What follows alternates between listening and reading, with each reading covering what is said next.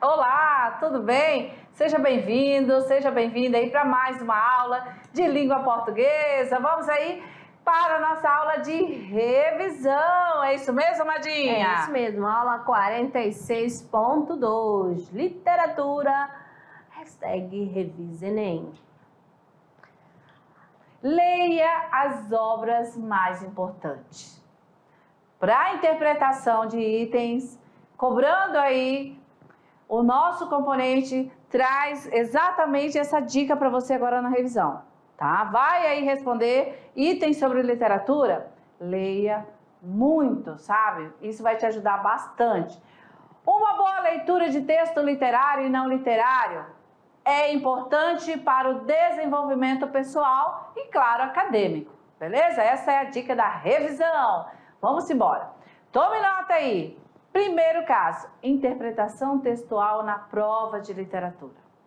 O que deve ser levado em consideração, certo? Vamos aí ao primeiro. O principal ponto é compreensão de cada período literário, de cada escola, de cada estilo. Valeu. Ficar atento ao contexto histórico e entender as relações que existem entre os estilos de época. Conhecimento biográfico dos principais autores de cada época, partindo das referências literárias modernas, como essas referências representam as escolas literárias que já se passaram. Ok. E olha só, a gente compartilha aqui agora a questão, como aí o Enem ele cobra, como é que é essa avaliação, né, do Enem, ela aí tem a quantidade certa para cobrar todo esse conteúdo aí da área de linguagem, né, do componente curricular de língua portuguesa e também literatura. Então vamos lá. Na literatura, olha, o Enem exatamente ele tem ali, primeiro, como conteúdos que ele cobra, a interpretação de poemas. Quantas questões? Olha aí. 18 questões. Outro conteúdo referente à literatura que o Enem cobra, segunda geração modernista. Olha só, você ainda vai ter essa aula, tá? E quantas questões aí caem no Enem? 10 questões. Sobre o romantismo. 8 questões. E intertextualidade. 6 questões. Olha, sobre a terceira geração modernista. 6 questões. Sobre o realismo. 5. Primeira geração modernista. 5 também. Simbolismo no Brasil. 3. Interpretação de romances. 3. E o simbolismo de modo geral. 3 também. Olha, então, aqui para você, colocando a justificativa, se você se pergunta por que estudar essas questões de itens sobre literatura, por que estudar literatura? Porque você vai prestar conta, né? Exatamente no Enem e também nas nossas aulas ou onde você for prestar um cursinho. Faz parte, né, dessa sua vida acadêmica. E como aluno do ensino médio, você aqui também está sendo preparado para essa avaliação externa. E como habilidades, olha aí, nós vamos ter aí números aí de questões, para cada questão nós temos aí a quantidade de habilidades, certo? Isso é para manter você informado em relação aos itens, às questões do Enem, tá certo? Então, muito bem, encerrando, amadinha, aqui a nossa revisão e vamos aguardá-lo aonde? No Tirando Dúvidas. Valeu, até lá. Até lá.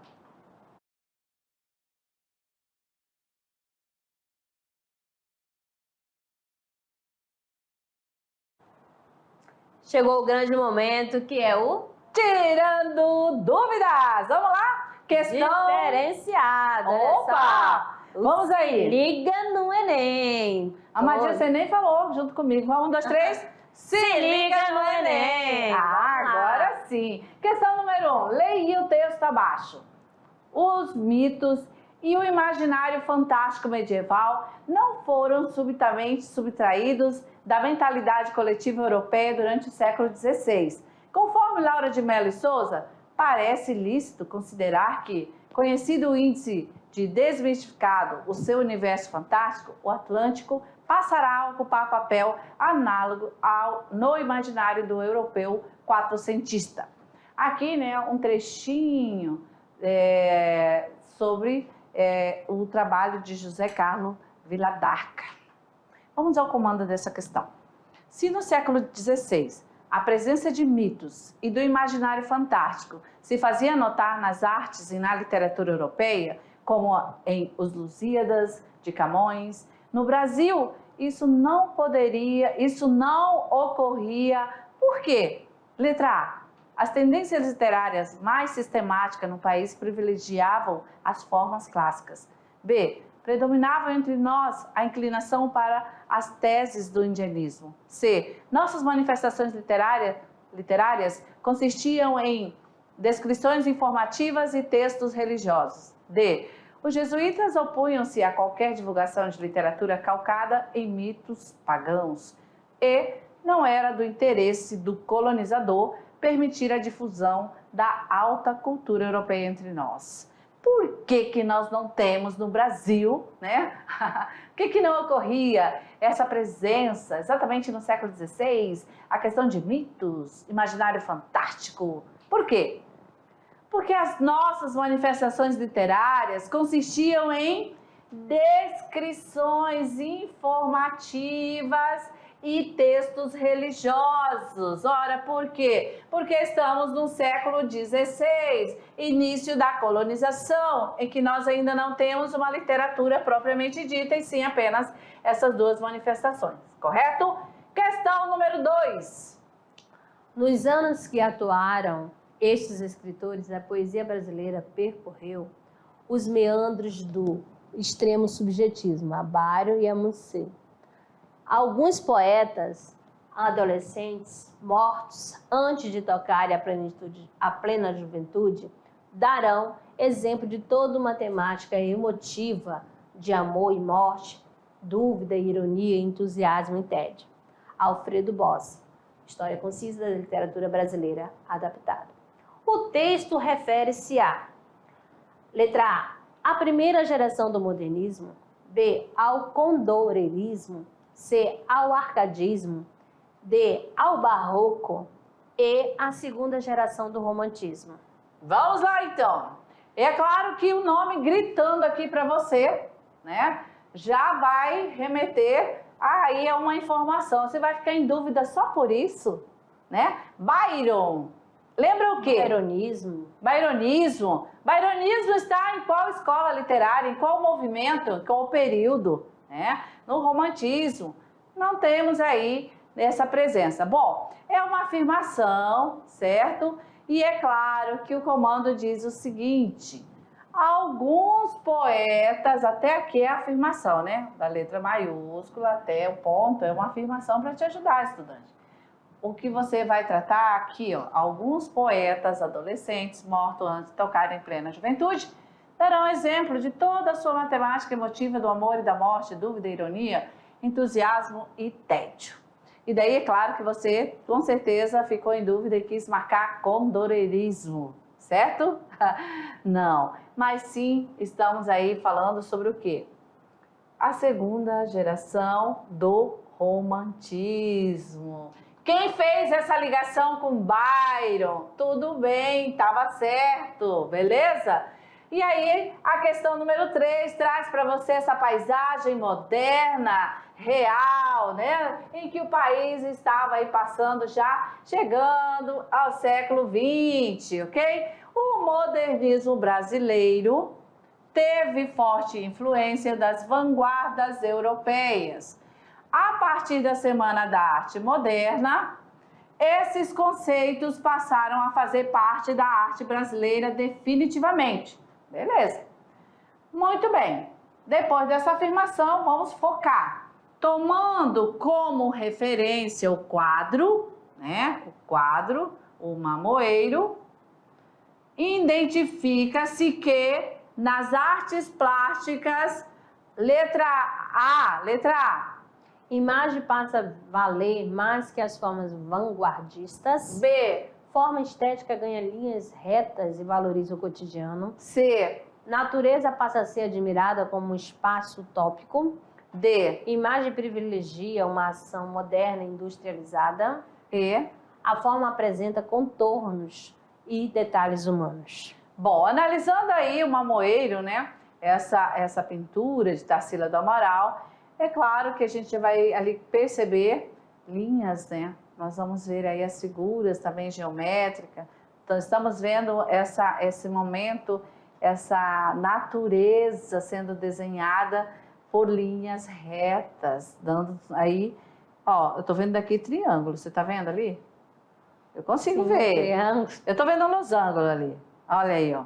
Eu tô vendo ali... Um retângulo. Um retângulo. Tô vendo um cilindro.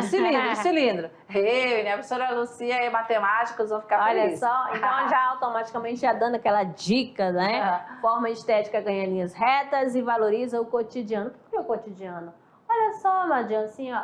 A mãe, eu falo assim, a mãe, por que não seria o pai? Também. E a pessoa lá na porta da sua casa. É o cotidiano, o dia a dia. É, muito bem. E aí é claro que tem sim a influência da vanguarda, né? Aí no meio, certo? Questão número 4. Leia o trecho de Dom Casmurro de Machado de Assis para responder a questão. Você teve lá na unidade 1.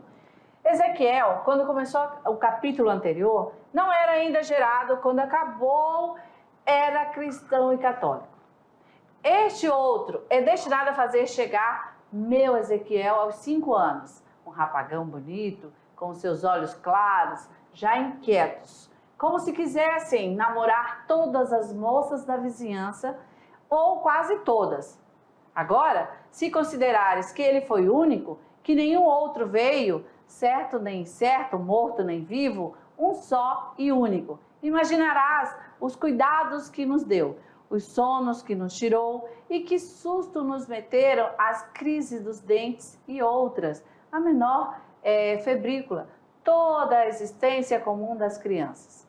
A tudo acudíamos, segundo cumpria e urgia, coisas que não era necessário dizer, mas há leitores tão obtusos que nada entendem se lhes não relata tudo e o resto. Vamos ao resto. Dom Casmurro.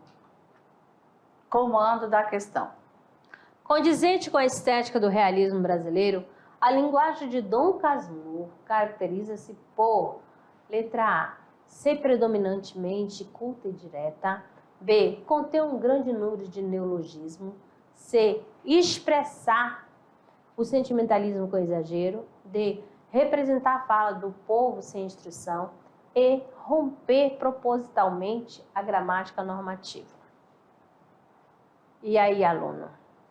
É Dom Casmurro. É a obra de quem? Machado de Assis.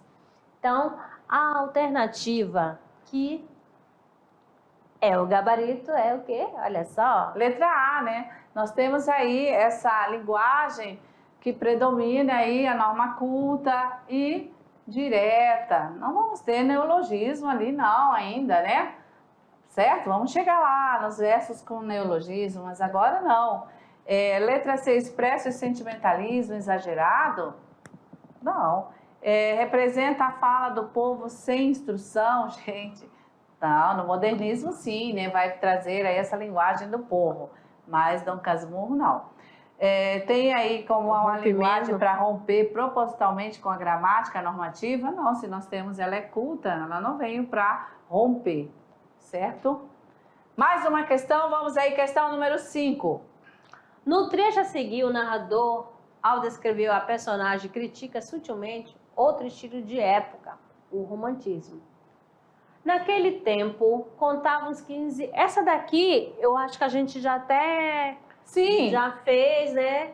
Lá no teste, né, do Enem. No teste do Enem. Sim, que o gabarito... Tá certo. Beleza, então vamos lá, né? Passando aí para a próxima questão, em que nós vamos dizer para você agora que você não precisa, né, dizer, professora, mas aí novamente, vejam só, quando a gente refaz os exercícios, Amadinha, bom, eu estudo assim, até hoje. Eu tenho lá a minha atividade.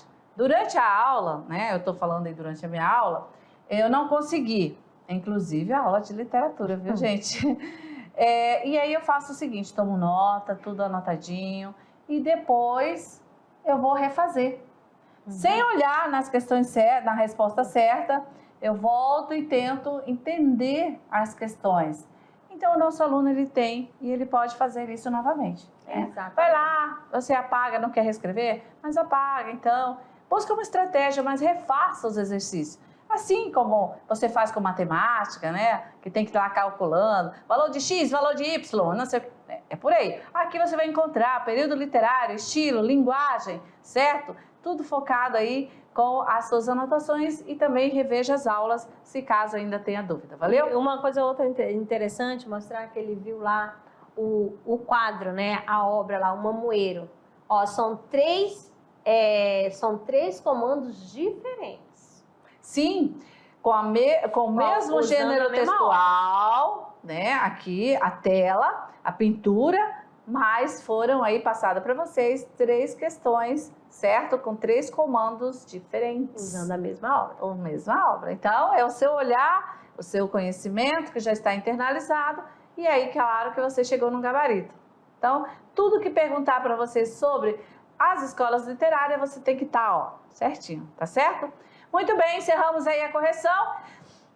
E vamos para aquele momento que é o clube de leitura. Ah, sim, esse é legal demais. O momento da aula que você aí respira, porque é a hora de você fazer a leitura.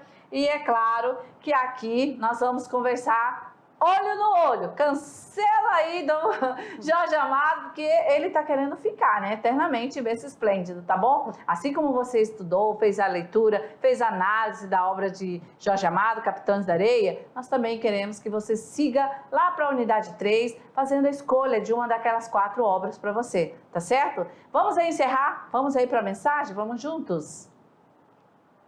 A gente tem o direito de deixar o barco correr. As coisas se arranjam, não é preciso empurrar com tanta força. Clarice Lispector. Olha, ela tem razão, né? Se for acelerada como a professora pura, pela fé, eu não tenho paciência de esperar, gente, mas eu tô aprendendo, tá? Valeu! Até a próxima!